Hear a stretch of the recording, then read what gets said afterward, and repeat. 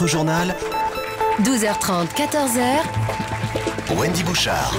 Nous sommes en direct évidemment, en public, pour mieux partager l'information, pour mieux la comprendre. Alors nous allons revenir aujourd'hui sur cette cigarette électronique qui fait débat. Est-elle un médicament? Est-elle une nouvelle drogue? En tout cas à Strasbourg, eh bien, les vapoteurs, comme on les appelle, se mobilisent aujourd'hui. Les consommateurs de cigarettes électroniques sont aux côtés de quelques médecins français qui ne veulent pas que cette cigarette justement soit rangée au rang de médicament. Et pourtant la Commission européenne y pense, et pourtant les parlementaires européens y pensent, et on connaîtra l'issue du vote demain sur cette question. Alors vous en avez justement beaucoup de questions pour notre invité, le professeur Bertrand Dotzenberg.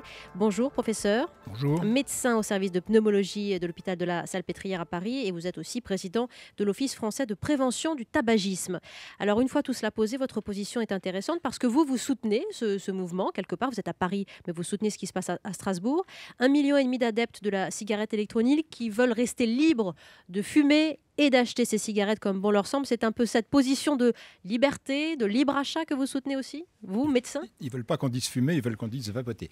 Oui, sur vrai. Le plan du fond, oui, c'est quelque chose que nous soutient. Donc, il y a un débat important à Bruxelles demain avec un danger. Le premier danger, c'est que l'industrie du tabac arrive à faire passer la e-cigarette comme un produit du tabac, ce que ne veulent pas les Européens. Donc, le but des députés européens, c'est de défendre ce que veulent les citoyens européens. Et il y a un risque que les lobbies arrivent à faire passer quelque chose qui va contre la démocratie, contre ce que veulent les Européens. Le deuxième risque, c'est le risque pharmaceutique, alors qu'il y a un risque moindre que d'être sous l'industrie du tabac, mais qui restreindrait pour la France, qui est un pays très strict pour les médicaments, à l'accès en pharmacie, ce qui n'est pas adapté. Évidemment. En gros, pour 10% des vapoteurs, ils seraient contents d'aller en pharmacie, les autres, ils n'iront pas l'acheter en pharmacie. Et comme en plus la directive ne concerne que les e-cigarettes qui contiennent de la nicotine, ils achèteront leur e-cigarette comme d'habitude, leur liquide comme d'habitude, et il y aura un trafic de nicotine, peut-être associé au trafic de cannabis, j'en sais rien, mais qui s'organisera. Vous l'avez testé, la cigarette électronique, professeur? Moi, je l'ai testé, mais ça n'a pas grand intérêt. J'étais un grand fumeur dans le temps. Je me suis arrêté de fumer. Une famille de 11 enfants, je suis le seul à jamais avoir fumé. Si, l'intérêt, c'est de nous dire si justement vous pensez que ça peut être un bon substitut pour arrêter la vraie fumée, la vraie cigarette. C'est votre position aujourd'hui? Pour penser que c'est un bon substitut pour arrêter la cigarette, j'attends des études qui le prouvent. Pour l'instant, j'ai aucune preuve que ça puisse être un médicament, comme les patchs, comme les substituts, et donc on ne la recommande pas. Mais on observe qu'en France, il y a 1% d'achat de cigarettes de moins chaque mois. Depuis le début de l'année, ce qui fait les cigarettes pour 1 million de fumeurs et qu'il y a 1 million de vapoteurs. Donc il y a une relation, et dès qu'il y a 1 million de fumeurs en moins, je suis content. Fumer la cigarette, c'est une chance sur deux d'en mourir toute la vie, une cigarette par jour, 50% de morts. C'est vraiment pas raisonnable. C'est l'autoroute à contresens à 180, et quand on est avec les cigarettes, c'est a priori dangereux, comme en excès de vitesse du bon côté. Donc c'est pas bien, mais c'est beaucoup mieux que de... 200 Français qui meurent chaque jour de la cigarette, de la vraie cigarette aujourd'hui. Et la directive européenne concerne surtout ce paquet de cigarettes qui, lui, doit être... augmenter en précaution, bien sûr. Alors, on va avoir partagé des questions ici dans le studio pour vous, professeur Dotzenberg. Monsieur, bonjour. Oui, bonjour, je m'appelle Ludovic. Moi, j'ai l'impression qu'on fait un petit peu les choses complètement dans le désordre, en plus, parce qu'il y a quelques temps, on se posait des questions quant à l'innocuité de la cigarette électronique, et là, on se demande si c'est pas un médicament. Il y a vraiment un grand écart phénoménal entre les deux. Et donc, en tant que consommateur, comment on fait aussi pour s'y retrouver ? Comment sait-on ce qu'il y a là-dedans? Où acheter? Fumez-vous, Ludovic? Je fume. Vous avez tenté la cigarette électronique? Oui, j'ai essayé. Oui, et donc vous l'avez essayé jusqu'à quel point? J'ai essayé quelques semaines, pour tout vous dire. J'ai pas aimé. J'avais même mal aux côtes, ce qui ne m'arrivait jamais en fumant de la cigarette. Donc j'ai dit, je reviens à la clope. Je diminue un petit peu à la limite la clope, mais je n'ai pas du tout convaincu par la cigarette électronique. Alors, comment on fait pour s'y retrouver? Oui, vous demande Ludovic, professeur Dotzenberg. Tous les scientifiques et tous mes collègues, il y en a certains qui disent faut avoir les études, donc il faut attendre 10 ans. Quand on aura l'étude dans 10 ans, on vous dira ce qu'il faut faire. Le problème, c'est que dans 10 ans, il y aura des millions et des millions de fumeurs, donc on est obligé de décider sans avoir les données scientifiques pour décider. On n'est pas à l'aise, c'est clair. Alors, en ce qui concerne les produits, tous les médicaments, ils font du bien et du mal.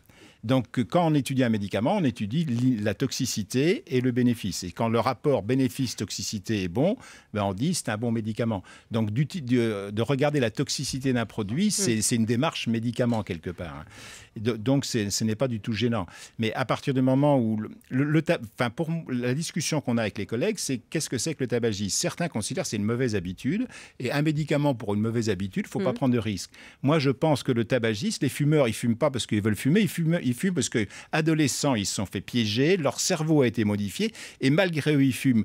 90% des fumeurs à qui je dis j'ai une baguette magique, avec la baguette magique, vous fumez plus, vous grossissez pas, vous êtes de bonne humeur, vous êtes plus riche, ils veulent tous ma baguette magique. Mais professeur, il y a beaucoup de contradictions aussi dans nos réactions sur Twitter. Regardez, il y a Eric qui nous dit ce ne sont pas des médicaments, ce ne sont pas des substituts nicotiniques, c'est juste une autre façon de fumer. Et on a Guillaume sur Twitter aussi qui nous dit pourquoi pas pour nous soustraire au tabac, mais ne crée-t-elle pas de nouvelles dépendances? Alors, c'est les deux, c'est-à-dire toutes ces illusions. Il est tout à fait possible que dans quelques années, on ait une cigarette qui soit étudiée comme substitut nicotinique oral et qui soit vendue comme médicament, ce qui est quelque chose qui ne me gêne pas. Et si on dit que c'est bon pour la santé, dans tous les cas, il faudra le prouver et ça sera comme un médicament. Mais ce que vous dites, vous, c'est que c'est moins mauvais pour la santé aujourd'hui que la nicotine et que le tabac classique. C'est clairement 100 à 1000 fois moins dangereux que le vrai tabac, ça c'est sûr, mais c'est un petit peu dangereux quand même. Donc il faut aller le plus vite possible sur les deux à la fois. Et pour ça, il faut avoir une réglementation nationale qui est adaptée. L'Europe vote en 2013, quelque chose qui sera applicable en France en 2018. Oui. En 2018, les cigarettes, ce ne sera plus du tout pareil. Bon, bah oui, ça va vite, hein, la législation en Europe. On a une question pour vous avant de prendre un auditeur au 3921 qui s'appelle Benoît, qui nous appelle de Montpellier, de monsieur dans le studio d'Europe 1. Oui, bonjour à tous, Jean-Baptiste. Bonjour Jean-Baptiste. Vous n'avez pas peur que ça devienne un phénomène de mode quand même, ces vapoteurs? Alors, et je vais même plus loin, je vais aller plus loin que ça. Est-ce que vous n'avez pas peur qu'ils passent du vapotage à la cigarette? Alors, chez les fumeurs, je suis ravi que ce soit un phénomène de mode et que si tous les fumeurs suivent la mode et demain arrêtent de fumer par la cigarette, j'en serais ravi. Mais comme monsieur qu'on a entendu tout à l'heure, quand on regarde le nombre des gens qui ont essayé la cigarette et le nombre de gens qui la consomment, il y a un tiers ou un quart des gens qui l'ont essayé, qui l'ont adopté après. Hein. Ça veut dire l'essayer, c'est pas l'adopter. Hein. Il y a des gens qui n'ont jamais fumé qui s'y mettent. Mais alors ceux qui n'ont jamais fumé, là il y a un danger réel. C'est pour ça qu'il ne faut pas que ce soit vendu au moins de 18 ans, qu'il n'y ait pas de publicité pour ça. Ça c'est déjà réglementé. Hein. L'interdiction aux mineurs est déjà... Les députés, les sénateurs ont voté, mais ce n'est pas encore appliqué. Mais là, on a ouvert à Boulevard Saint-Marcel à Paris. La boutique d'e-cigarettes est contre le collège. Je trouve pas bien de mettre ça contre le collège et dessus il y a marqué venez goûter de nouvelles saveurs, etc. Oui. Là, c'est pas bien. Donc il faut des règles et il faut aussi que les produits soient bien. 60 millions de consommateurs a fait un papier qui a fait beaucoup de bruit. Moi, je suis d'accord avec ce qu'il y avait dedans. C'est ce qu'on avait mis, l'OFT avait mis dans son rapport qu'on avait donné à Marisol Touraine au mois de juin dernier, la même chose. Mais ça veut dire que c'est un produit qui n'est pas tout à fait anodin, mais qui est la quantité de cancérogènes ou de produits toxiques qu'on a est infiniment moins grand au total que la quantité qu'on trouve dans une cigarette. La cigarette, c'est 50% de morts. Qu'est-ce que vous connaissez comme produit de consommation courante C'est certain. N'importe quel autre produit que le tabac serait interdit depuis longtemps. Et en plus, le tabac ruine la France. 15 milliards de taxes à l'État pour le tabac, ça coûte 45 milliards. Le risque et le problème, c'est qu'il y a aussi de la publicité aujourd'hui pour consommer ces vapoteurs. Il y a 20 000 points de vente en France, 2 buralistes sur 3 qui ont réservé un espace de vente. Ça y est, on l'a appris ce matin au micro de Martial Liu sur Europe 1. Alors, on a Benoît qui nous appelle de Montpellier. Bonjour Benoît. Oui, bonjour. Voilà, vous nous appelez au 3921. Quel âge avez-vous? 23 ans. 23 ans. Vous êtes consommateur vous-même de cette cigarette électronique? Non, moi j'ai essayé parce que je suis fumeur. De temps en temps, je fume une cigarette classique, mais j'ai essayé simplement la cigarette électronique. Bon, on a des auditeurs qui sont, c'est bien, qui sont circonspects aussi. Alors, une question pour le professeur Dotzenberg, Benoît. Oui, alors moi j'habite à côté d'un lycée en fait et je vois quand même régulièrement des lycéens sortir avec des cigarettes électroniques. Est-ce que ce serait pas une chose...